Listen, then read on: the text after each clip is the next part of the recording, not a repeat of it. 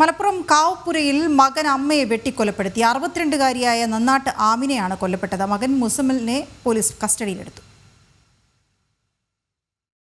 ഇന്നു രാവിലെ 7 മണിയോടെയാണ് സംഭവം. അമ്മയും മകനും തമ്മിലുള്ള ചെറിയ വാക്കുതർക്കമാണ് കൊലപാതകത്തിലേക്ക് നയിച്ചത്.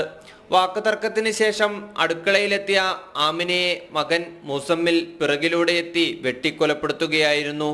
പിന്നീട് ഗ്യാസ് സിലിണ്ടർ ഉപയോഗിച്ചും മർദ്ദിച്ചു. സമീപവാസികൾ ആശുപത്രിയിൽ എത്തിച്ചെങ്കിലും ജീവൻ രക്ഷിക്കാനായില്ല.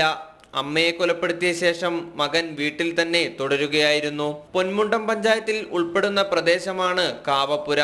മുസമ്മിൽ മാനസിക വെല്ലുവിളി നേരിടുന്നയാളാണെന്ന് പോലീസ് പറഞ്ഞു. ഇറച്ചിവെട്ടുകാരനായ മുസമ്മിലിന്റെ ബാപ്പ ജോലിക്ക് പോയിരുന്നു. അക്രമം നടക്കുമ്പോൾ വീട്ടിൽ മറ്റാരും ഉണ്ടായിരുന്നില്ല.